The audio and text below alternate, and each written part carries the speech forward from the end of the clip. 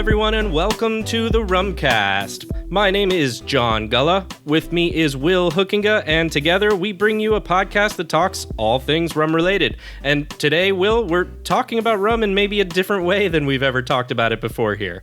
I think so, yeah. We're, for the first time ever, we put the call out to our patrons that we wanted to do a mailbag episode. Mailbag episodes are one of my favorite types of podcast episodes that I listen, like in the podcasts that I follow, I always enjoy the mailbag episodes.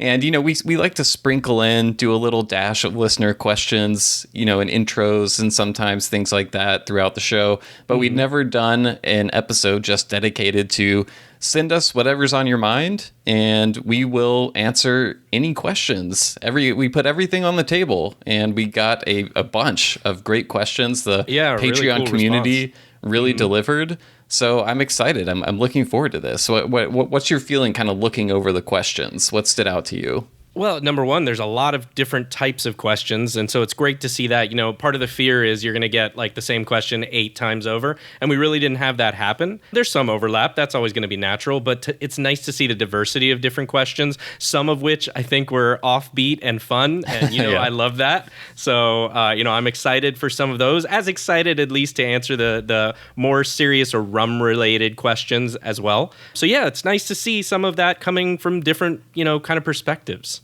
Yeah, we got a good mix of, questions about rum itself, our preferences about rum, distilleries we think are underrated, things like that. And then we got some that are kind of business of rum related, some industry type questions. And then we also got some that are a little bit more just kind of questions about the show itself, some questions about us. So the way we're kind of organizing it, we're going to save that stuff about ourselves for the end of the episode, because we figure people really want the rum stuff. If you actually do for some reason care about me or John and, what we do outside the show, if you want to skip all that, it's at the end of the episode. So we're saving it for the end in case it's too boring for people. But we did get questions about it. So we are going to get to that. But before we dive into the mailbag, I wanted to call our listeners' attention to one thing that I came across this week. So at the beginning of the year, I think it was, I wrote an article about a new distillery in Chicago called Chicago Cane Cooperative.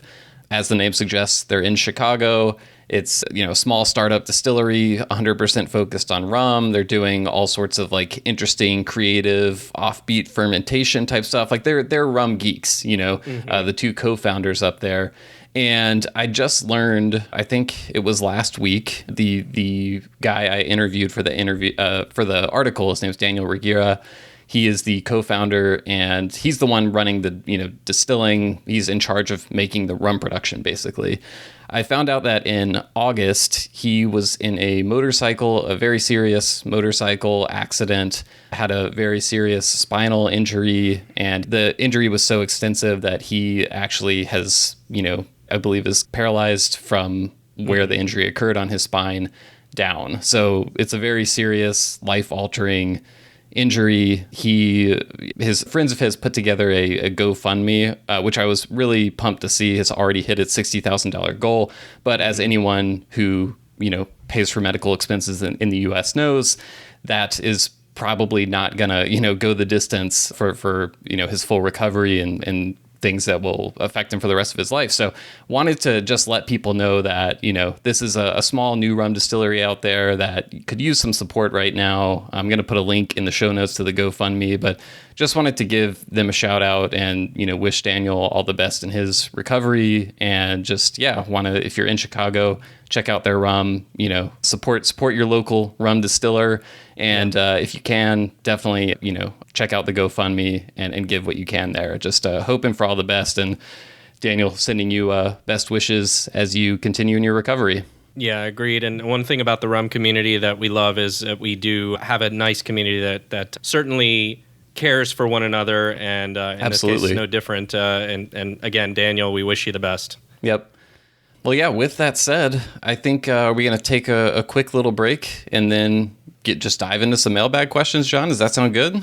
I think we're diving in head first. All right. Scrooge McDuck style. Let's do it. Rumcast, mailbag, it's the Rumcast, mailbag.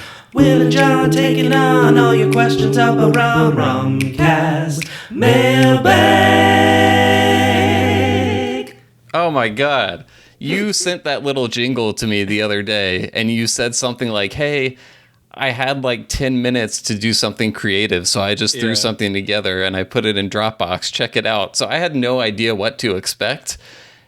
That was not what I was expecting, but I was blown away when I heard it. And I was trying to figure out, like, A, how many vocal parts were in that you recorded? Okay, yeah. And B, did you record all the vocal parts, or was it just some sort of, like, harmonizing effect that you added on to one vocal part?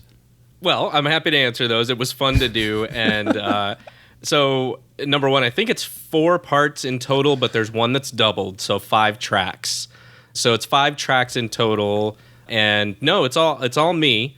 There's some EQ and some effects and stuff like that. Just the basic stuff. Some reverb in there, yeah. I have one laptop and one crappy microphone, and that's all it is. There's no auto-tune. No auto-tune. No.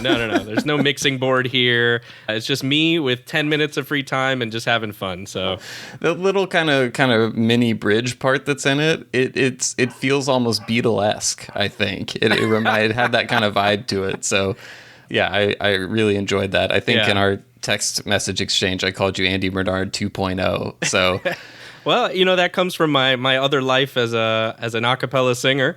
And so all of that, I guess, just kind of it's there somewhere in my head, and sometimes it just has to find a way out. It just leaks out. Yeah, exactly. So I'm glad you enjoyed it, though, and it was fun. I hope people, have a chuckle with it. Honestly, thought of Blue's Clues when I was making it, so.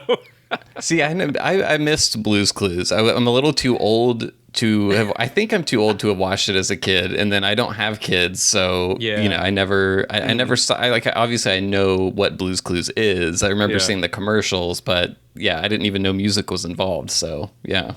There's like a little mail thing that they do, and that's where my mind went for whatever reason. Okay, mailbag. All right, I gotcha. I gotcha. Well, the longer you listen to this podcast, the more you learn about John Gulla's secret musical talents. They pop out every once in a while on the Rumcast. All right, John, there were so many good questions. It was hard to find a good starting point for me. But I thought we'd do something where we could both be pretty opinionated in the answer to the question. So we're going to go. I'm ready to disagree with you. Okay. Yeah, exactly. We want to inject some conflict from the start of the episode. So we're going to go to this question from Dave Frank. Dave asks, what is presently the most underappreciated rum-producing country? So, John, what in your book is the most underappreciated rum-producing country right now? Hold on. Wait. First of all, can we just start with the fact that, I thought we had an established order, and I was ready to answer some questions here, and now you're throwing this one, which happens to be the only one I didn't have a good answer for to start with. John, it's at the top. It's at the top of the shared Google Doc. I don't know what other impression you could have had. Oh, man. You must have rearranged them at some point because I was looking at a different thing. And now I see you are, in fact, correct that the one you were looking at has that question on there. So I will give you that. So as I was going through, we did prepare a little bit. I mean, I don't want to speak for you, Will, but I prepared a little bit to look at some of these and actually give some good responses. And this was the one that stuck with me the hardest. This one's the one that I was like, oh my God, how do you mean, when you say underappreciated, what do you mean by that? And I know, it can be taken, I guess, superficially, like, not enough people know about it, but also it could be underappreciated in terms of the rum being made there. So, like, from that perspective, my brain started to go to... Those kind of seem the same to me. How about this? How about I give you my answer? Because I came up with 2 answers for this. Well, I have 2 answers also. Go ahead. All right, okay, let's see what yours are. So I looked at this from the standpoint of, it's always interesting when you talk about underappreciated rum-producing countries, and I think we've asked a version of this question to guests before, like what's an underrated place? Maybe you've sprinkled it into the rapid fire here and there over the years, but rum itself is an underappreciated category, right? So the way I was looking at the, obviously not among rum nerds, but among the masses, right? So I was looking at this from 2 standpoints. What is an underappreciated rum-producing country to the masses of people out there? And then what is an underappreciated rum producing country among the rum nerd community, the people who listen to this podcast? And when I asked myself the question about the masses, I came to a surprising answer. Okay. Because this country sells a lot of rum and is known for rum making. But John, I think the answer among which country do the masses not appreciate enough for making rum, or just don't appreciate the rum they make enough, it's Jamaica. Oh, okay. I was with you all the way until that point. No, listen, hear me out. Jamaican rum is not just within the rum category, but within the spirits category, is so special that it should be afforded. It should absolutely have the same status of scotch, of cognac, of, I would say, I don't think mezcal among the broader masses of people is on the same level of appreciation as those spirit categories I just mentioned. I think among spirit nerds it certainly is. All of those things have an elevated reputation of craftsmanship, of quality, which the rum category as a whole does not have broadly.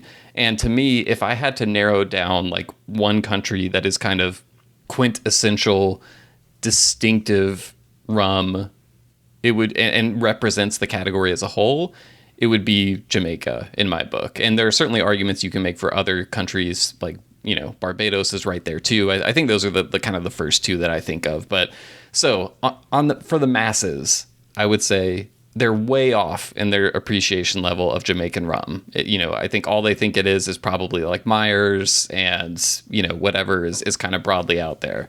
So that's my masses response. On the rum nerd side of things, I'm going to go to a country that we've talked about this being underappreciated all the time, and that's Puerto Rico.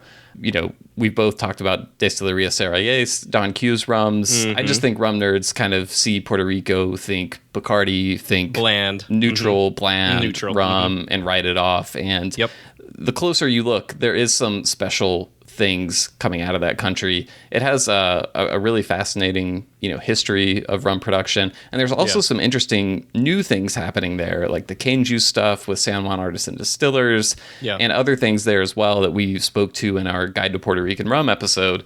So I think among the rum nerd community, that is an underappreciated little gem of the rum world. So now that I've provided my answer, I see you're scratching your neck, stroking your beard over there. I feel like you really hate my Jamaica answer and are just ready to tear me apart. So, let's start in a positive place, which is I had the same answer for one of my two, which was Puerto Rico. Okay.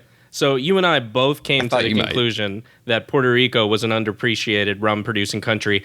You came at it from a similar direction that I did, which was, there's multiple ways we can take this in terms of the meaning of underappreciated. And I agree with you that there's a difference between the masses and the rum nerds, and also just how we're talking about what is underappreciated about it. I think Puerto Rico is one of those countries that makes really great rum, and yes, a lot of it is neutral or put at 40%, and so that makes it less interesting in some ways to the rum geeks out there. But there really is a lot of good stuff made. What hurt me the most in our fantasy draft was seeing how badly beat the Don Q cognac got. It hurt me too, because I wanted to draft that rum. You beat me to it. Yeah. And so this definitely is one of them. Now, with your answer with Jamaica. Can I quickly add something about Puerto Rico? Sure. I think part of the reason it's underappreciated in the rum nerd community, and I'll also add that like a lot of the distilleries there probably don't really give a shit that it's underappreciated in the rum nerd community because they're doing fine. Yeah. But I think some of it is self-inflicted because I don't think there's a lot of widely available offerings of higher proof or cask strength selections, the kind of stuff that rum nerds gravitate toward. Right. And I know that in those cellars at Distillery Resurrect that they have the kind of stuff that the rum community would form a line to try. Yeah. And they're just not putting it out is the thing. And I don't know if they have an aversion to selling to independent bottlers or what, but you just don't see a lot of the style of releases. And Don Q does so many different, they don't just make one light rum. They make some heavy column rums and things like that they put in their blends. So I know they've got some interesting stuff there. and they just, they're holding it close to the vest. I think those types of releases aren't really their house style. So I think if they put more of that stuff out, I think the rum community, the rum nerd community would open their arms and dive right in. So anyway, that's just what I wanted to add quickly. And I'm going to tap onto that a little bit also, which is I think there's probably a cost-benefit ratio happening there of saying like, hey, we can use this for blending and we use small parts of it into this mass-produced good product that they provide. And they continue to make money that way. So that's the way that they see that being used and don't see releasing a single barrel of it as making back the money that it would need. And part of that can be seen by, hey, they are trying, right? The Don Q Cognac cask was at 49%. Some of the others have been above 40%. And I've seen that there's a trend in that direction. It's almost like they're dipping a toe in the Baby water. Steps. Yeah. But my point in saying that, I may have said this before, is if we don't go out there and buy it, it's going to stop. Yeah. So I get that it's a little more expensive, but I almost see it as an investment in the future into them continuing to produce rum that is different from their standard profile or whatever you want to call it. Okay, now let's get real here, Will.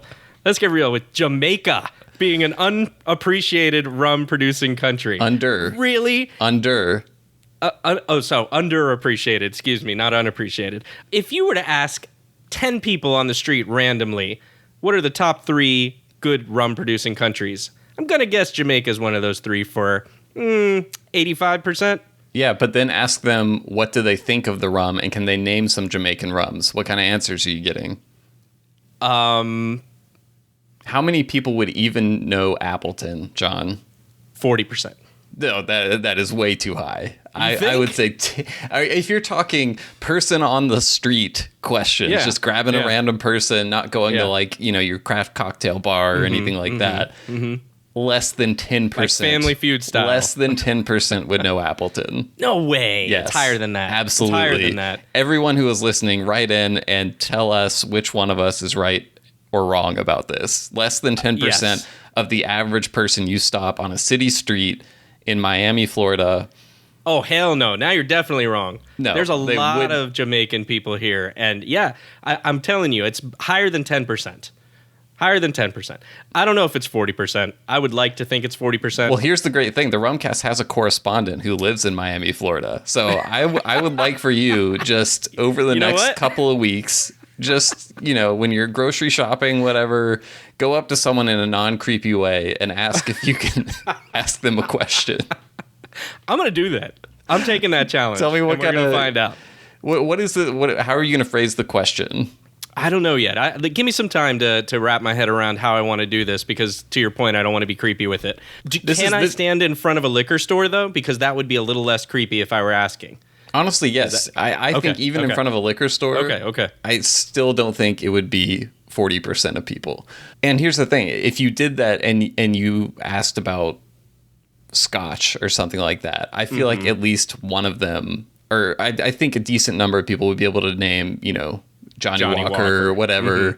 I don't think they're getting there with Jamaican rum. So that's why I'm saying among the masses, yes, maybe people have an association with Jamaican rum, but it's still like there's an artistry to it that is not known or appreciated at all. But do they have to know a brand to appreciate that Jamaica makes good rum? Like a lot of these people, if they visited Jamaica, had great rum there, and they don't remember the name of the distillery or the product or the brand, are we saying that that's underappreciated?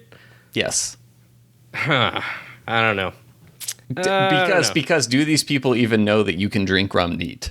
Well, but that's a bigger question than just underappreciated rum producing countries. That's the whole category. And yes, I would grant you that. But again, I don't know. I just feels weird to say Jamaica would be an underappreciated rum. Every now and then, I like to zoom out and reset the perspective we have on the podcast, because I think a lot of times we get so zoomed in on the people who are insane for rum already. Fair. I'm just trying to reset the context here of where the rum category is, and the fact that I don't think there's a single country that gets the credit it deserves for the rum that it makes. So that's all I'm trying to say. That's all I'm trying to say.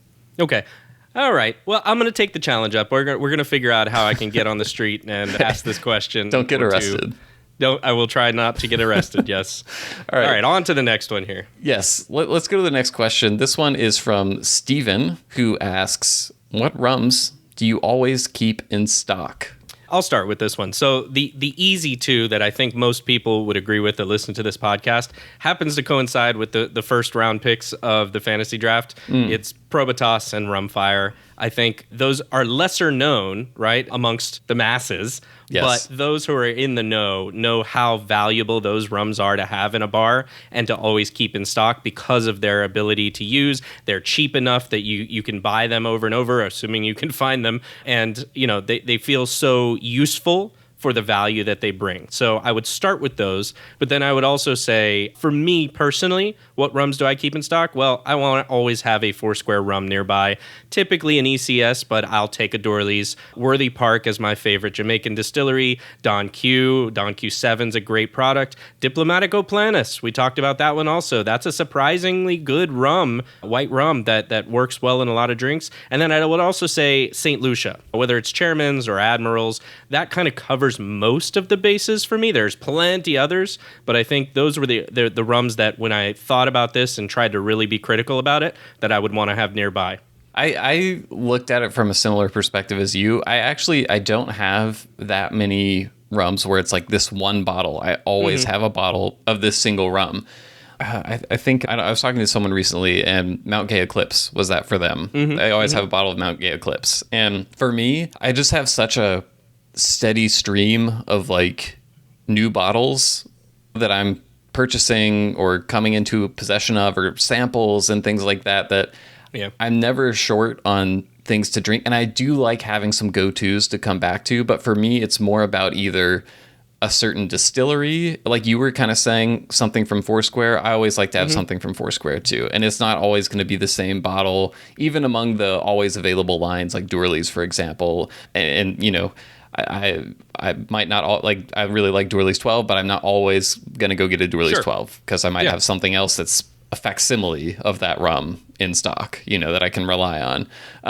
A Jamaican overproof is a must. And for me, it's generally, I do really like Rum Bar Overproof too, but Rumfire or Ray and Nephew are kind of the ones that are a little bit non-negotiable. Like I have to have one of those, especially if it's summertime. My drinking preferences do shift a little bit when it gets cold outside. I don't drink as much of like I don't know. To me, there's just such like a bright, sunny cocktail rum, and that's not always what I crave in the wintertime. So that's another one. And then I do like to have a more mild, lightly aged and filtered or white rum, like a daiquiri rum basically, but not a nuclear blow my socks off daiquiri rum. Sometimes I want just the crisp, kind of classic daiquiri profile, a little bit more neutral in flavor, just refreshing. And honestly, the bottle that's become kind of a go-to for me in that is Real McCoy 3. I think I mentioned on a previous episode that I did a blind taste test with that and Havana Club 3, and I preferred the Real McCoy version instead. So I do like that. And if I do want a little extra, little burst of flavor, I can kind of mix in some Rumfire, quarter ounce or something like that, or some Ray and Nephew, half ounce of Ray and Nephew to give it a little bit more of an oomph. Yeah. But that's kind of the go-to things for me. There's so much. I have such a backlog of rums that I need to get through, bottles I'm trying to empty, that I feel a little guilty, like sometimes restocking something when I know I could have, like I have something else that's pretty close to it that I could just drink that instead, so I could make some cabinet space, that kind of thing. So that's where I'm at with that. Well, and there was a similar question from Mike Streeter. He asked, what's your go-to daily drinker? But he asked specifically a go-to rum and a go-to cocktail. So I think we've kind of answered somewhat the go-to rum there. And that can be different. Like you mentioned, there's a little bit of play there, especially for rum geeks. You're going to have more than a couple bottles at most times. So you've got some differences in usage there. But for a go-to cocktail, Will, do you have a go-to that you... I know we did our lazy cocktails episode recently. It's the lazy cocktails. I'll point people back to that episode. And honestly, something, this isn't a cocktail at all, but in my head, it kind of is. I mean, it does not fit the definition of a cocktail at all. But, we always ask people neat or on the rocks. And I've always been a neat drinker. But increasingly, I found myself when I'm wanting something more towards a cocktail, but I don't feel like making a cocktail, sometimes I'll just do something on the rocks instead. And I know it doesn't meet the technical definition of a cocktail, but it's like rum plus some dilution plus cold in my head. In my head, it's a little bit like a cocktail, even though it's closer to drinking neat than it is to having a cocktail, probably. But I've been doing that more often lately, and I kind of enjoy it. It doesn't replace neat drinking for me. Like it's a separate thing. But I think in the past, I was always like, why would I drink something on the rocks? You know, like it just waters it down, dilutes it. It's really enjoy. Like A, it's nice sometimes just to have something that's cold, and B, some rums really stand up well to being consumed on the rocks. So it's just something I've been, messing around with a little bit more. But actual cocktails, it's the lazy cocktails, it's a rum and ginger beer, that kind of thing. Just very simple combinations. No rum and cokes for me. I've never been a rum and coke person, but that's more so because I don't have caffeine. So that's where I'm at with that. I'm glad you mentioned the on the rocks thing, because I had an experience recently I hadn't told you about that is interesting. It kind of fits what you're saying. That was there was a recent event here in Miami that was a food and beverage show. And a friend of ours, I think Andrew Lofeld, he actually asked some of the questions we're going to get to today. Yeah, but he was there with Rulezan. And so there was some Puerto Rican rums that were also there. And I think I told you I met mi primo, who is with Carjackers rum. And I'm trying to recall the name. Distillery Coquille. Thank you. Distillery Coquille. Thank you very much. And so Distillery Coquille was there. That was the first time I had a chance to try some of their stuff. And I saw the Carjackers was there. He was, also had his Pitorro, which he was kind of showing people, which is much more sweet, some of it. And but I asked, can I try the Carjackers? He said, sure. And so when he did it, without asking me, he put a cup full of ice, like that crushed-ish ice. I don't know what that's called, what the term is for that. I think it's called crushed ice. No, but it's not crushed ice only. Thank you. When you say crushed-ish ice, I have no idea what you're talking about. There's like this certain ice maker that does this ice. It's like little spherical, like kind of like pebble shaped. ice. Yes. Like you get at Sonic. Yes. Yeah, it's called pebble ice. Pebble ice. Thank you. Well, I didn't know this. Come on, John. He had a bunch of pebble ice. Try to keep up. Remember, I'm a neat drinker, so I don't even, usually go into this. And so, yes, the pebble ice, he throws a bunch of pebble ice in this small cup, and then he pours the Carjackers in, half ounce or an ounce pour or whatever it was, and handed it to me. And so, of course, at that point, I'm not going to be like, I'm sorry, I want it neat, right? So I go ahead and I start, drinking it. And I was super pleasantly surprised by this. I thought it was really high level experience, and I was fully expecting to be like, this is going to be full of water and diluted, and I'm going to hate this because I don't like drinking on the rocks. But it wasn't. It was the opposite. I was like, wow, this is really good. This rum stands up to this, and it hit perfectly. So I was impressed by the fact that just putting it on the rocks, I guess with the right ice, maybe I need to invest in a pebble ice machine, Will, because that made the difference. I've heard that you can go by Sonic or maybe even Chick-fil-A. They have pebble ice as well. And I think they'll sell you a bag of it for like $1 or something like that is what I've heard. Yeah. So I've never done it myself. But, I think some of that, you said it was a food and beverage show. Yeah, is that it? Yeah. So kind of more of a general audience. This isn't spirits aficionados necessarily. I think some of that is knowing your audience, because the Carjackers rum is cask strength. It's 120 proof. And so 60%. Yeah. I'm guessing, throwing it on some rocks, it dilutes it a little bit, makes it a little more approachable. I'm guessing that's what they were going for. Well, it was very much the right choice, because also you're in Miami. I'm guessing it was hot. It was hot. It was indoors. And I had a friend of mine with me who's not really a rum aficionado, but he really enjoyed it too at that high proof. So, credit to Mr. Quinones for knowing what he's doing with that. Yeah. And it was really, really good. And I was kind of floored by it. I was like, damn, that was really a standout for me. Okay, so my go-to cocktail. As a neat drinking person, I don't do many cocktails. We've talked about that ad nauseum. But the two that I tend to do are daiquiris and rum old fashions, partly because I can actually make them well at this point. But I wanted to mention, Will, there's one more that's been gaining ground. And that is the rum Manhattan. Oh, yeah. So the rum Manhattan's really been kind of making up some ground. I've been trying it with different style of rums and trying to figure out what I like best with it, because I'm enjoying that a lot. So, that's kind of my new go-to cocktail, I guess you would say. But the other ones are ones that I can make for people that I feel confident they'll enjoy. What are the best combinations that you've found so far? Like, what are you gravitating toward in terms of style of rum? I'm guessing, you mentioned buying that bottle of Punta Mez recently, the vermouth, so I'm guessing you've been using that a lot. What kind of rum do you typically use? I also tried a Martini and Rossi. Yeah. It was terrible. Terrible. Yeah, it'll do in a pinch, but it's not the best. Well, the Punta Mez is much better in my opinion. And then I tried some of the different, Dorley's was one that I enjoyed, believe it or not. There was a St. Lucia, really worked well in there. Okay. So, which was different, but I enjoyed that a lot. The reason I asked is because I really love Manhattans, even without, my introduction to the Manhattan obviously was with rye probably. Right. But I've struggled to find a rum Manhattan that works for me. A lot of the times the rum either clashes with the vermouth or it just kind of gets beaten up by the vermouth. It doesn't stand up to it enough. And I haven't taken time to seriously tinker with it, but every now and then I'll try to make one. I just haven't found one that's stuck for me. So I think I need to go back to the drawing board and figure it out. But if you're listening and you have a go-to rum Manhattan, send us your rum that you use and your vermouth, because I would like to add it to my rotation for sure. All right, so next up, this is a cool question, and it's something I've been thinking about a lot over the years. This came from Nick, who asked, now that you've been into rum for a while, have your buying habits changed? As in, what you buy, how many bottles, how much you're willing to spend, etc. So I thought about this in a few ways.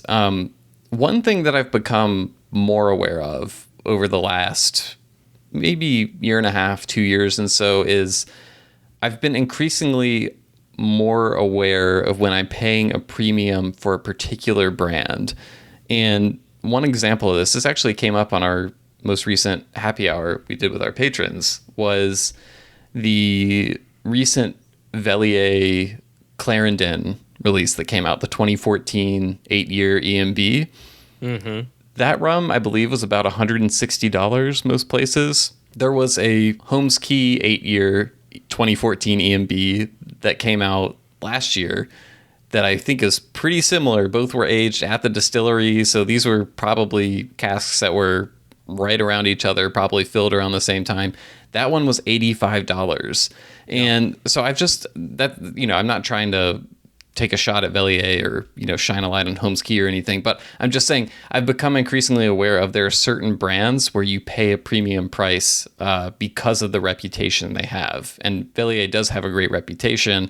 And I'm not saying every time you pay for Vellier, you're overpaying or anything, and they're not the only one that is capable of charging a premium, but I've just become more cognizant of that and aware of when I am being pulled to something because I love the look of the label, when I can actually get something similar from another brand for a cheaper price. So that's one thing I've noticed. But what about you? Like, how have you noticed your buying habits evolve? Like you, I thought this was a really great question because it really forced me to think about this in a way that maybe I had considered in my head, but not really committed to thinking about. And what I came out with thinking was, number one is all hobbies usually have a progression. Yeah. Right? And the rum hobby in this case is no different. But I'm going to digress really quickly into another hobby of mine, which is board gaming. Yes. So I have a huge board game collection. It's well known that I'm a board game geek and love to play games as much as I can. And similarly, what I've found with my rum hobby has been indicative of the same thing that happened in my board gaming hobby, separated by a few years, because I started with the board gaming thing before I started with the rum thing. And so what that is typically being more aware of what you're buying and what the use is going to be, what you're going to get out of it. Yeah. What is the novelty, to your point, of it? Is it unique? Is it different than something you already have? Yep. Or, in what way is it really going to be a piece of your collection. Yep. And so that's kind of what I noticed is, it's a function of us doing this also that, we're close with the community. We attend events and we try different things at events. We get samples. And so I end up only buying what I really love or what's very different. And so that's, I guess, kind of, I feel like that's how it goes for most people generally. There could be exceptions to that. But that's where I came out of it is, so, I look harder at what I'm buying. I am very keenly aware that now I need to replace, if I'm buying something, I'm replacing something in my bar because I'm out of room. yeah, exactly. Right? My wife is very gracious with the amount of room and amount of bottles and board games that I have, and I don't want to step on that any more than I should at this point. It's a big collection. So I really am trying to say, am I willing to buy this bottle that will then take the place of something else in my collection? And that's a really interesting mental exercise to have to go through.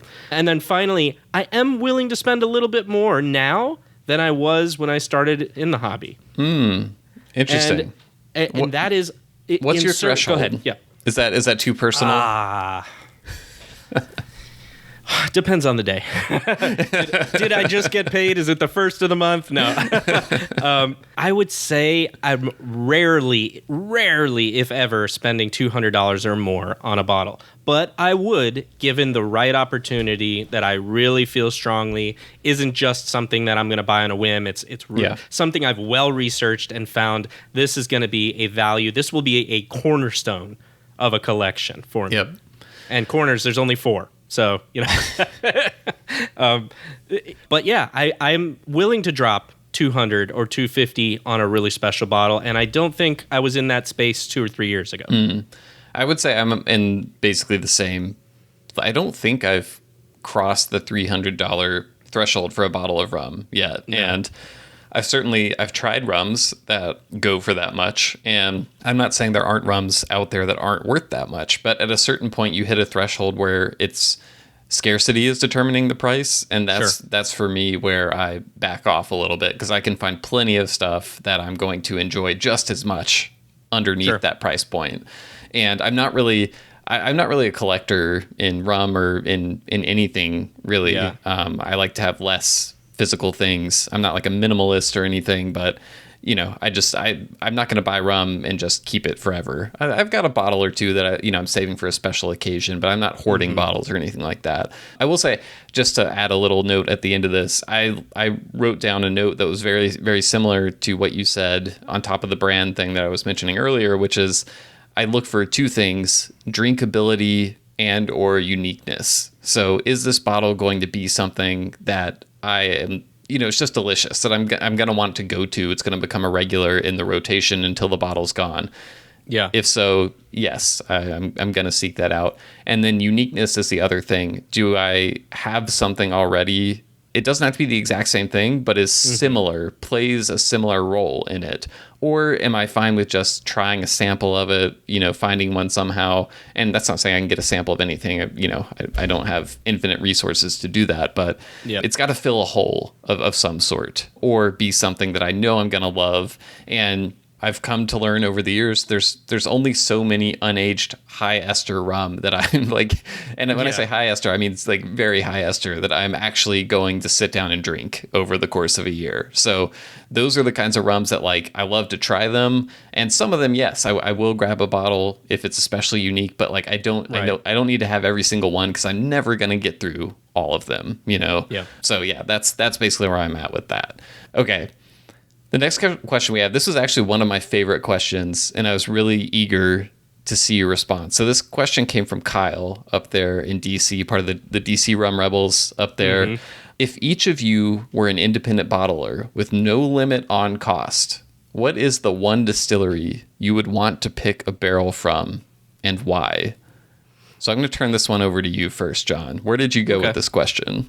Well, before I answer it, how long don't give me your answer, but how long did you think about this before you came to an answer? I probably spent 10 minutes or so before I arrived at, there's many possibilities that I could answer this question with, but I felt I arrived at one that I think is a good answer. Yeah.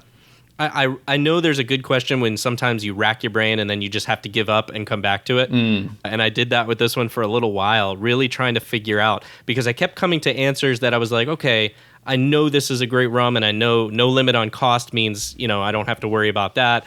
And there's some really great rum out there that I would like, but then some of it was kind of already out there. And I mean, there's like the obvious answers like Hampton, Foursquare, etc. But I wanted to dive a little bit below the surface on this one. Okay, well, so here's how I set it up, and I eventually worked myself into this place, which might be surprising. Okay, so if cost isn't a factor, I need some place with some history. All right, that makes sense. I want the history, right? I'm not gonna, find something that's, less expensive because you want the inventory too. And I want enough volume of inventory to find something special. You took it out from me. Exactly what I was gonna say. So I was trying to then figure out in my brain, where are those places and where might those be? And the kicker was, where is one that maybe we don't have a lot of it out there? So I went with, and maybe this is going to be a surprise. I can tell you're kind of shaking your head, so I'm not sure if you know where I'm going. No, I have no idea. Okay. I'm going with Mount Gay. All right. That's a good one. That was one that crossed my mind that I'm interested to hear why that was your choice. So we know Mount Gay has a huge volume, huge history, and they do release really great special editions where they're expensive, but they don't release a lot of like cask strength stuff, if any, right? And so that's super hard to find. And what they are releasing as limited editions is good. It's cask finish. It's kind of experimental in blending and all of that. And I think that's great. Don't get me wrong. I'm not shaming that at all. But I feel like that was a distillery that if I were to somehow just get let loose like a kid in a candy store in their aging warehouse with a thief, that I would just have the time of my life trying to find some amazing freaking barrels right out of the barrel that I could then bottle and the world would rejoice.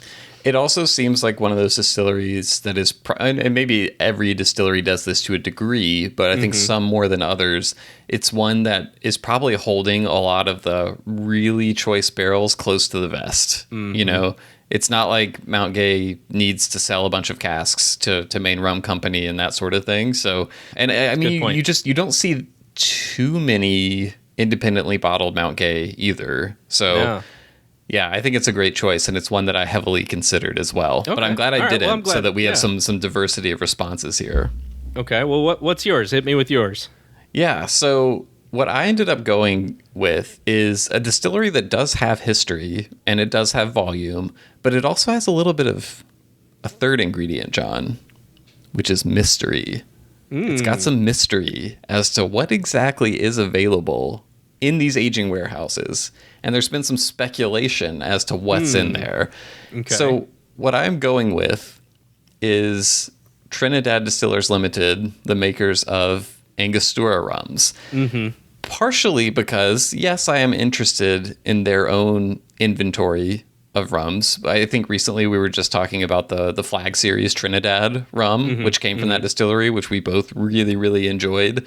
And I feel like we've been seeing more kind of like long-aged TDL expressions in the U.S. There was that, and there was the Friendship Barrel that Florida Rum Society did, and, some impressive stuff.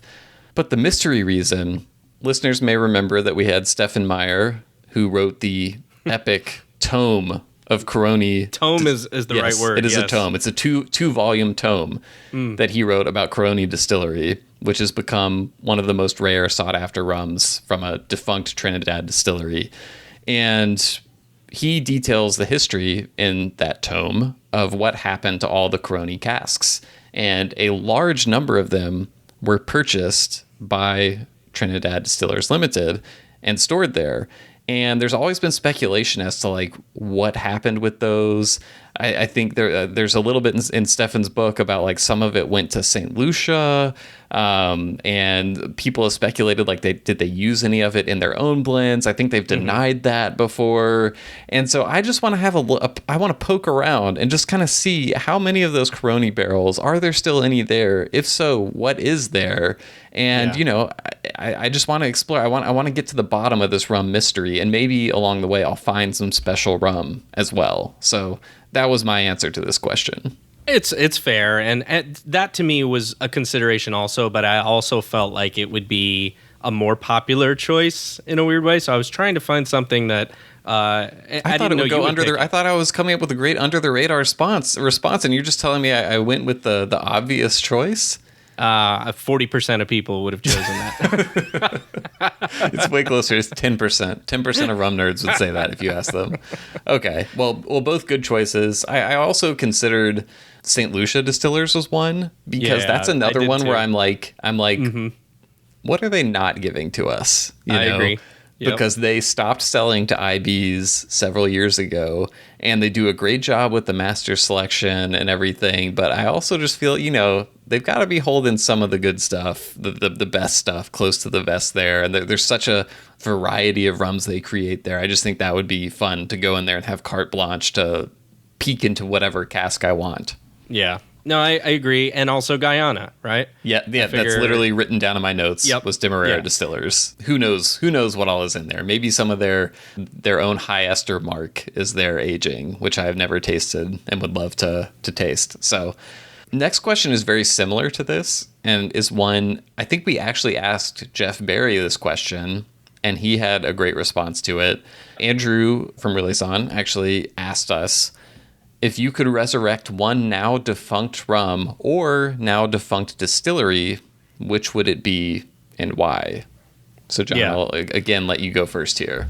Well, I'm glad you asked this back to back, because the obvious answer here is Caroni or Coroni. Yeah. But I really don't like most Coroni. So you're good with it being gone forever. I mean, no, I would love to see more of it. I know there's people out there that enjoy it, Stefan and others, but for me, it's not my jam. So I'm going to go somewhere else. Okay. So I had to really think hard about this, because so first thing I did was look up defunct rum distilleries. There's not that much, right? I mean, there's some that we know, but there's not that much. And the ones that we did, I wasn't as sure I wanted to go there. So I thought, well, you could also go with defunct rum. I know, yes. So I'm actually choosing to do that. And in a way, it's actually both. Okay.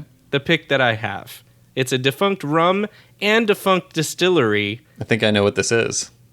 Do you? But the brand still exists. Oh, okay. Maybe I don't know. What is it?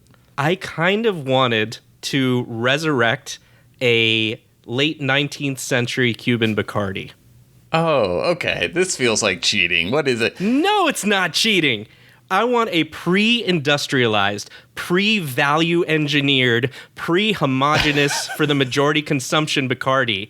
And I want to taste that. What is that lit the world on fire back then and created this huge conglomerate that now, we look at Bacardi and we're kind of like, okay, yeah, we know what Bacardi is. Right. But I feel like if we were able to somehow magically step back in time and get that it would be surprisingly different. I could be totally wrong. It could be shit for all I know.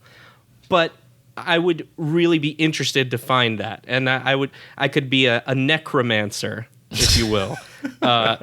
So that's just a little preview for one of the coming questions. Okay. Yeah. I see where you're coming from. I think you stretched the question a little bit since you can still buy Bacardi rum. So, but the specific style of rum they were making back then would have been different. And yes, it would have. Yeah. So okay.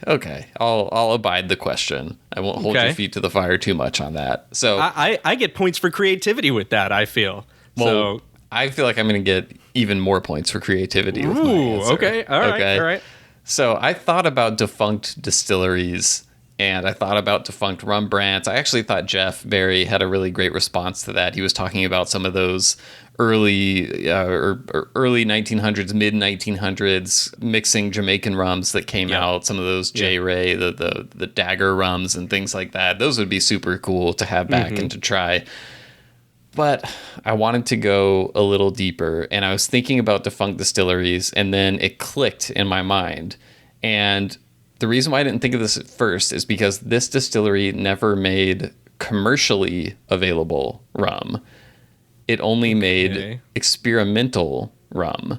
And I'm sorry, did you say experimental? I did say experimental rum. And this is a defunct distillery that I've been to in person. I've stood outside of it and marveled at the ruins of what remains. And what I'm talking about is going once again back to an underappreciated rum country, the Rum Pilot Plant in Puerto Rico. Yeah. The Rum Pilot Plant, what this was, it was an experimental rum distillery that the Puerto Rican government constructed in 1953. Actually, fun fact about this that I love, the company, because like this was like a state-of-the-art distillery. The reported cost in 1953 was $500,000, which I think would be somewhere around $5 or $6 million now. And the intent was never volume with this place. They weren't trying to make commercially available rum. But the fun fact that I love is the company that they hired to design and basically build out the distillation unit was a company in Cambridge, Massachusetts called Arthur D. Little. They were a research and engineering firm. And one of the things that they previously did was they built the first research lab for General Motors. So this was a state-of-the-art, like ultra-modern, if science built a rum distillery, this is what it would be. And it existed in 1953 in Puerto Rico. I feel like it was like Jurassic Park, like, you know, the movie where the science labs are, like that vibe. Yeah. It's like a rum playground. And some of like the best researchers, like scientists worked here. There was cutting edge rum research that took place here while it was in existence. And,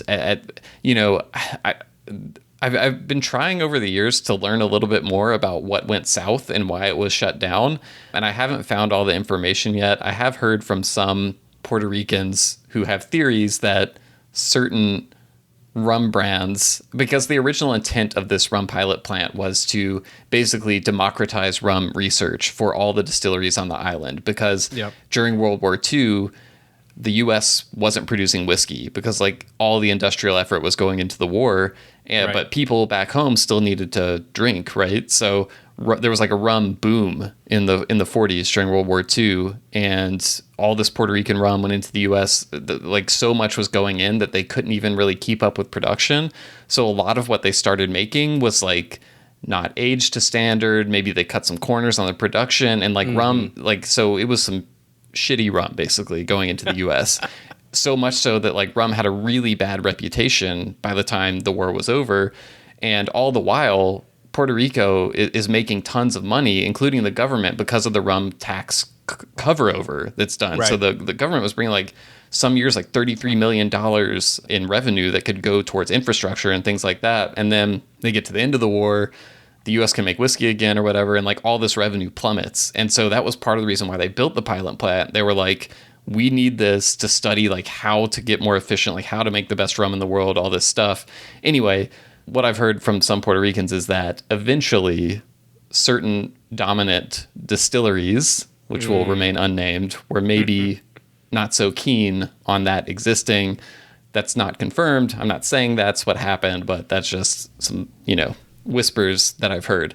Anyway, if you can still like drive like right outside, you can see like pieces of the equipment through the windows. It's locked shut, and I wouldn't advise trespassing or anything, but it's just this like magical little rum temple almost. It's like an Indiana Jones rum find. I feel like feels like an Area 51 for rum almost, or something. And there's still little bottlings of some of the rum that they produced. I got to go to the Rums of Puerto Rico government office when I was there, and like they had some, sample bottles, not for resale, but they had like a rum pilot plant label on them with like a logo kind of thing on it, and it looked like very, early 70s. It was super cool, and I didn't get to try any of it, but I just think like it just feels like a crime that went to ruin and doesn't exist anymore. So I would love to resurrect that and bring it back to life. My second answer to this would be Frank Ward's Mount Gilboa rums. That's the other one. That's what I would throw in there as well. But that's the more popular, easy answer, I feel. So wanted to take a little... Say your answer was better researched. Yes. It provided a more detailed and in-depth review. Yes, I agree with you. A brief history lesson. I've come to expect. From you, no less. So it is a really fascinating thing, and I'm glad you highlighted it.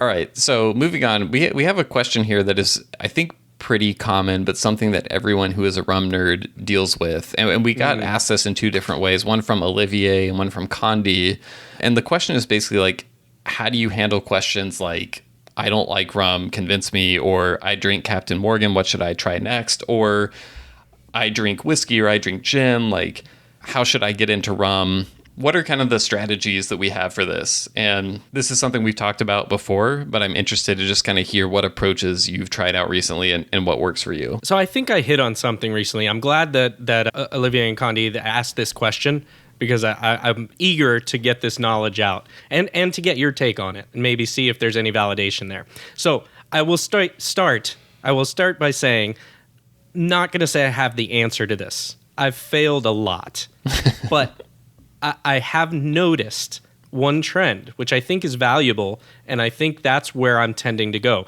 And that is when you encounter a person that gives you these type of questions or is asking about rum and say, I'm a bourbon person and blah, blah, blah. Talk more about rum and educate out of the myths and misconceptions, and stop trying to just introduce them to a great rum that you feel is competitive. Because I was doing a lot of the former there, or sorry, I should say the latter there, of just trying to say, oh, you don't like rum? Here, try this. Yeah. And that didn't work, like a lot. It really didn't work. But what I've found is started to work is you've got to get somebody that's in the right pliable mindset to accept something different.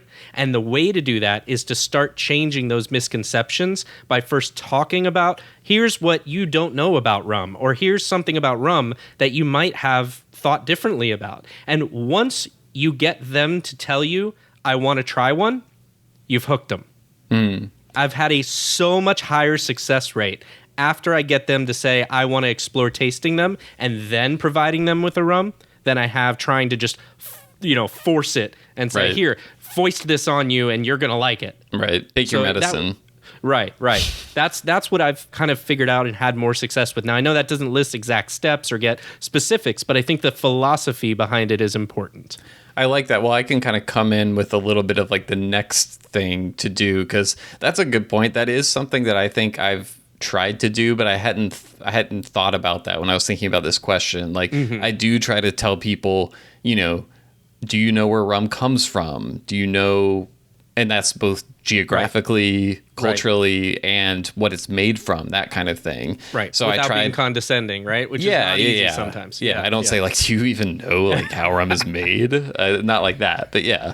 I try to share the excitement about it, and the fact that rum is made in so many places. That's something that I touch on as well. I do the same. Yes. Yeah. Just anywhere sugarcane grows. And I try to get into like, it's a fascinating way to explore and learn about different cultures and history and things like that. But the other thing, something that I've tried to be more conscious of, is understand what kind of drinker the person is that you're talking to. And what I mean by that is, yes, we know like if it's someone who is new to drinking spirits neat, obviously you don't want to give them something cask strength, that sort of thing.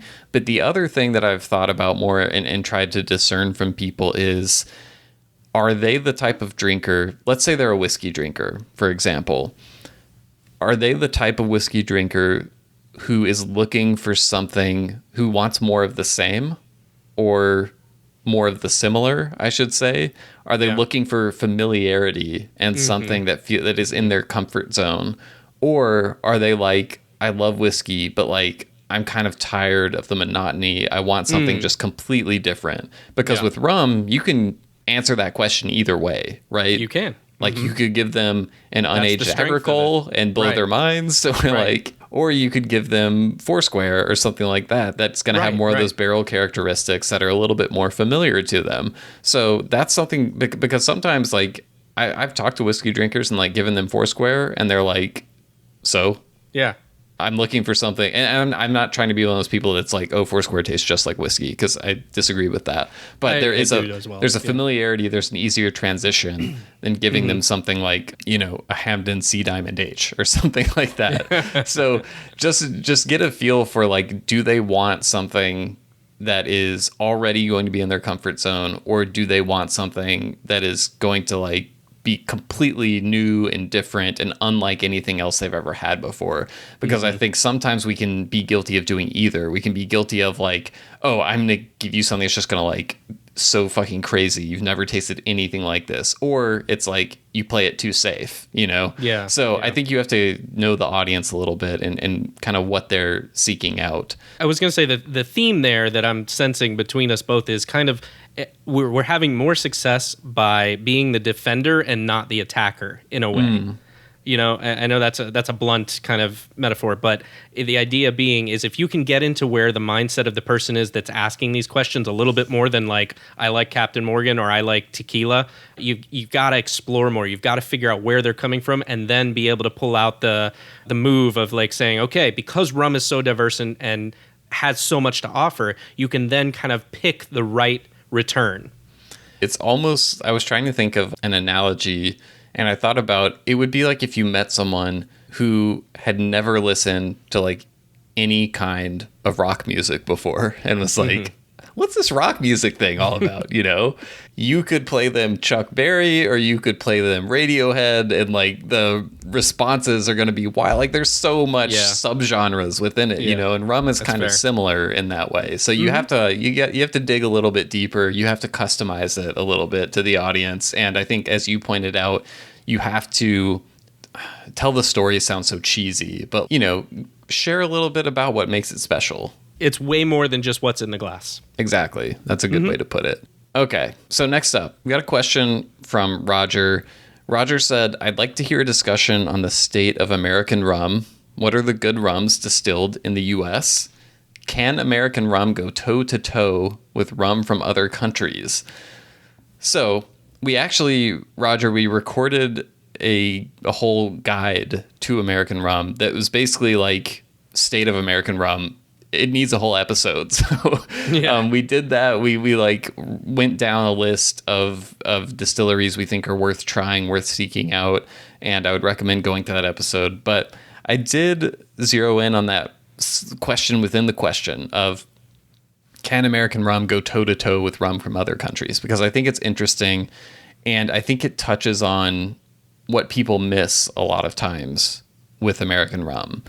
And that is, and you may have a different answer to this question, but my answer would be, I could put together like a blind tasting lineup with American rums and Jamaican rums, Barbados rums, Fiji rums, Puerto Rican rums, whatever, and give it to someone. And I don't think the American rum that I select would be the last rated rum. Like, I do think it would be somewhat competitive depending on the lineup that I selected. However, that being said, in that sense, you can like engineer a way for American rum to quote unquote go toe to toe. But from the broader standpoint of, can American rum offer the same breadth of choices and depth of experience of Jamaican rum?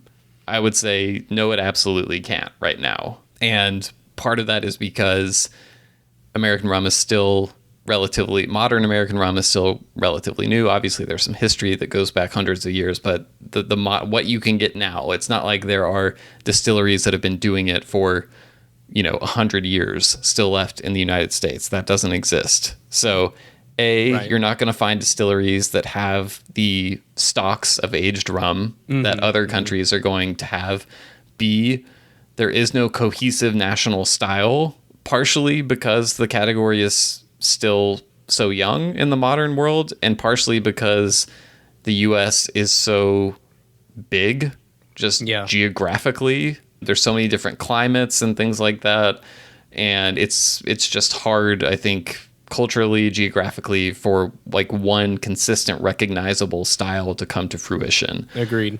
So in that sense, you're not going to find the inventory, the age, and really the distinctive, consistent quality. Even though with a country like Jamaica, we can definitely find, like, obviously there's diversity within the category, but there is a through line from among most of the rums there where you can recognize them as Jamaican. I think same thing for Barbados and many other countries in the Caribbean that have been doing this for a long time. So from that standpoint, no, I don't think it can go toe to toe. And if I were like introducing someone to rum for the first time, it's probably not what I would select to be emblematic of the category, just because it's still young and it's figuring itself out. So, but that said, there are some high quality rums that typically tend to be on the younger side, but that doesn't mean they can't be very good, that you can find out there. So there is some good stuff, but you also have to wade through a lot of, to be honest, shit to get to it. Just because, I mean, there's hundreds of distilleries doing this. The majority of them aren't focused on rum. It's just whatever, and they don't really care about it. So it's really easy to try mediocre or bad American rums. But I mean, there's, over a dozen, I think, out there, distilleries that are making something worthy of rum nerds looking into it. You just have to find them. So again, go check out our episode. But that's my response to that, John. Anything to add? I'm going to keep it real short. This is a Will question. But I do want to say that, like you kind of ended with, I'm really encouraged by what I've seen in the last few years from American rum producers. And I agree with you wholeheartedly that you need to sift through a lot to find the good ones. However, I will also say that we should, I'm speaking to Americans here specifically, even if the rum isn't for you, you can try to find some things that they're maybe doing right also, whether it's transparency, sustainability approaches, those type of things. I think we should be honest with our feedback, but also lifting up the wins and cheering them on to keep fostering the growth. Because I do see, to your point, I think there is potential for growth. But to your point also of us being relatively new, quote unquote, in doing this, yeah, it's true. In other countries, you have successive generations of families that have been doing this for their entire lives. You really don't see that much here. You see the entrepreneurial spirit from people. You see people who are passionate about rum here making rum. And that is phenomenal, and I hope it's rewarded. But it's not quite the same level of what you're getting in some of these other historically producing rum countries. Yeah. Yeah. It takes time to get good at making this stuff. And so, yeah, I try to be, for people who are doing things the right way, and you can see that they really care about it and respect the category, I try to be encouraging. If they request honest feedback, I give honest feedback. And yeah, so I think you're dead on there. And following on that question, Dave asked, what developments do you hope to see over the next decade in U.S. rum distilleries located in sugarcane producing states? So I think this would bring to mind 3 places primarily, although there's technically more than 3, but the 3 that come to mind to me are Hawaii, Louisiana, and your home state, Florida. Texas has some sugarcane as well. And there's some distilleries here and there doing, sugarcane stuff in other pockets of the southern regions of the U.S., but those are the big 3. But John, what was your response to this? What in the next 10 years, what do you want to see more of in these sugarcane producing states? Well, I mean, similarly to what we just said in terms of I want to see a continuation of transparency and them leading with the transparency of what that is. I think it's pretty easy to identify who's being more transparent in their rum and who's not being for some of these craft distilleries. They may not even just understand it at this point because a lot of them are just experimenting with rum making and I don't want to presume here, but some of them, it feels to me like when you see some of these that really don't hit the mark, that they're not understanding of the transparency conversation that's happening within rum and why it's important. So if you see some of that, I think leading with that and seeing, where there is transparency being had with rum production in the U.S., that we should reward that. And I want to see more of that over the next 10 years. Also, I mentioned sustainability. And I think with rum producing areas, it's a sustainable approach. I would love to see a little bit more investment in the cane itself. If we're going to go down this road, how do we continue? Hawaii is doing a lot with that right now, but I think Louisiana and others have an opportunity to continue investing in the cane itself, our varietals, and what are the different, like they're doing in Grenada with the different plots and how the terroir of different microclimates might affect that. I know that that's hard to do because there's a lot of cost attached to that. And it's really a lot to ask of some of these small distilleries to start being able to do that. But where they are able to and where that is happening, I think it hopefully will continue and will be rewarded in that way. So Well, yeah, and it doesn't just we don't have to just speak to the distilleries there. If you're someone in those regions who has the money to fund that kind of thing, invest in the people that want to make it happen. Let's put some money into it. Yeah, I would echo a lot of that. And one of the things for me is just if you are in a sugarcane producing state, you have something very few distilleries have in the US, which is access to that cane, right? So I would love to see just find ways to do more stuff with it. Obviously more cane juice, but do stuff with cane syrup. I just think like we're seeing this trend of distilleries in the Caribbean too, doing more with like the whole stage of the cane plant. We're seeing some doing syrup like St. Nicholas Abbey in Barbados. We're seeing some folding some cane juice production into their molasses based rum. So if I'm not saying everyone has to be a 100% cane juice distillery, that's a very specific stylistic choice and is almost like doing something much different than being a molasses-based distillery. But why limit yourself to one thing? Find a way, do more with blending. Showcase the cane juice in a molasses rum. Try boiling some syrup, see what happens. And the great thing about that is it's stable for longer, so you don't have to distill it all right away. Overall, just, less reliance on just using molasses or just using some type of crystallized sugar, and finding a way to take advantage of your access. And again, like you said, I'm fully acknowledging this costs money, this costs time, this costs investment. It's very difficult. I understand that. And I'm not trying to say it's easy at all. I know it isn't. And doing a distillery is already hard enough. But the question was, what would we like to see? And if I'm just, thinking magical thinking, that's what I would like to see more of. It's just finding creative ways to really showcase the plant in different ways. And so that's what I'd like to see. And I think we are going to see it. So I think we're already starting to see it a little bit. And I think we'll be seeing more of it. So, I think 10 years from now, the AI will be making it all anyway. So maybe so. Hey, let's not put a limit on anything. All right. This is a question from Austin. While we're thinking about rum things going on here, and maybe not here necessarily, what are some rum events on your bucket lists? And what rum events have you gone to that you do, and just as importantly, don't recommend to the community? So what came to mind for you here first, John? Yeah, this is an interesting and well-stated question, and I think zeroing in on the don't recommend to the community is also an important part of this. I'm going to answer this by saying I typically find that there is always a takeaway from a rum event, even if the takeaway is that you didn't like much of what was present there. But, you got to get out there and you got to try it. You got to meet people. You got to, hear what's going on. And so I think that's important. Now, there's a separate kind of question there of whether or not it's worth the value you paid for entry, right? Because that's maybe a slightly different question. But I do think there is good reason to visit rum and spirit events in your local area where the cost isn't too high to you to do so. So there's Miami typical events here, or I shouldn't say typical. There's Miami events, some of which I find more interesting than others, but I still go to everything I can, just because even in those events that maybe I'm not as excited about for what I think is going to be there, I still find one, maybe two things that I'm like, wow, that was cool. Whether it's a person I get to talk to that's a local rum lover like myself, whether it's a producer that I didn't know existed or got to try something or got to hear something from them that they're doing new that might be interesting in the future.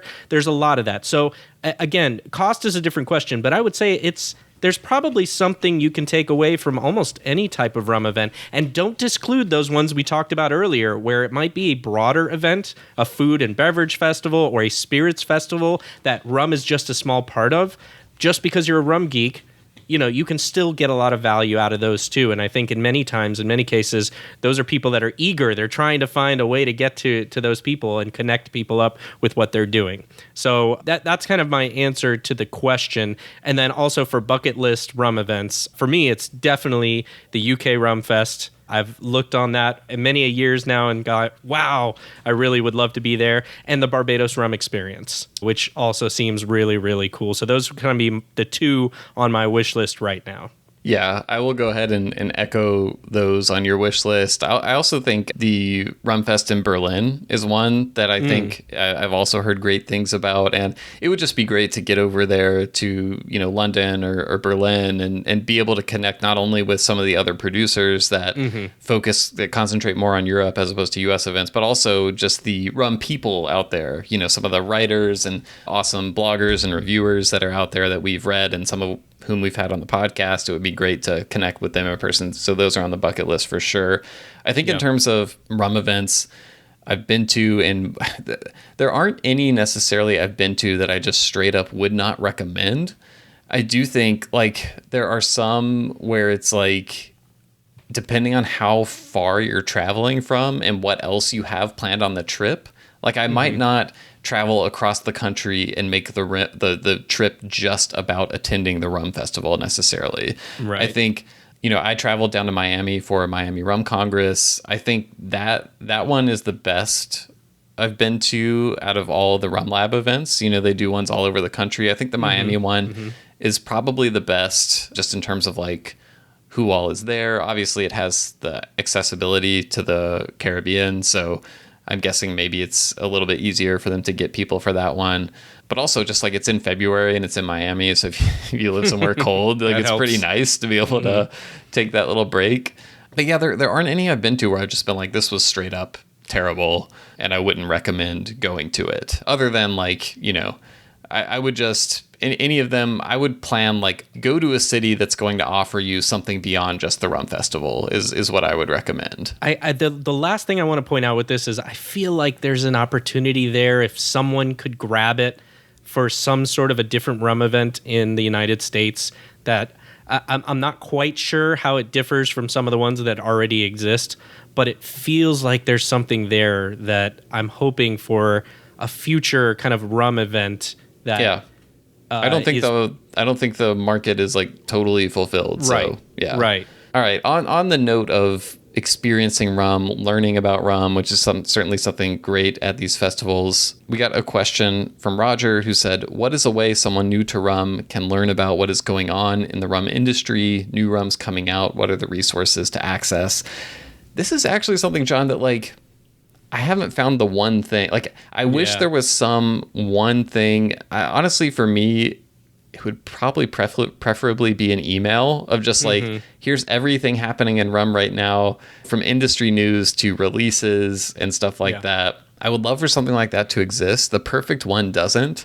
And, I'm not very active on social media. I don't really do Facebook or Instagram or anything like that. So I miss out on a lot of the news that comes in through the various rum groups there. But kind of what I've pieced together to roughly keep up with things. I mentioned the Rum Labs events. They do Miami Rum Congress. They do have a newsletter that I think you can sign up for if you just go to their website, therumlab.com. It's an industry newsletter. You kind of have to like sift through it because there's it's just kind of like a roundup of like anything that's been published on the internet, like remotely related to rum. So sometimes there's stuff in it that's just like, here's a mojito recipe or something that I don't really care about. But other times you'll come across stuff that is, really interesting news. So I do skim that every week when it comes into my inbox. I subscribe to Matt Petrick's work. He doesn't just focus on current rum events, but you will learn about some stuff through him. A lot of times he does kind of get some kind of exclusive debut thing to share with the rum community. So that's a good one. Certain reviewers I follow, like Lance at the Lone Caner, that's a good way to come across not only new things, but old things that are noteworthy as well. And then the one kind of, I guess this is social media place that I follow, is the rum subreddit. So there's a number of reviewers there that I always read as well. And I like to get their opinions. And it's a good way to kind of see newer rums that are coming out because people consistently post reviews there. Shout out to Kogan, by the way, who we have some questions coming from later in the episode, who is a regular reviewer there. So those are kind of the four main things that I do to keep up with, but I'm interested in what stands out to you because I know you are more active on some of the social platforms that I am not active on. So what's kind of your go-to resources? Yeah, I mean, I'll be honest, less so lately with the social media stuff. That's just from a generalized, that's not necessarily about rum, but it does feel like even within the rum world, there is it's tough on social media. Like you can't. It's tough really, to escape, right? Right. You can't escape the garbage. I don't know how to really put this into the right way, but there's a lot of different comments and attitudes from different people out there, and some of them are being genuine and trying to help and trying to push, and others it feels like it's just a fight every single thread. And I get it, and I know there's the fervent few that are very tight and narrow with what they want rum to be, and there's the everything goes crowd and everything in between that. And it's just tough to really it's not inspiring. And I don't think this is just rum, by the way. I think this is pretty much everything on social media, but rum is also affected. So yes, you can find some information there, but honestly, I don't know that I'd recommend the Ministry of Rum or any of the rum groups anymore. What I will say, and what I do think is good, is to start making friends with your local stores, people at your local stores that are into rum. There are a good amount. And continue to band together with other rum geeks in your area. So there are many rum societies, and that's where I think maybe the social media element can come in that's a little bit more palatable. Yes, you're still going to get some of that stuff you're going to have to deal with, but it's a little bit more, I don't know, it's not regulated, it's not the right word, but focused in and sifts through some of that stuff.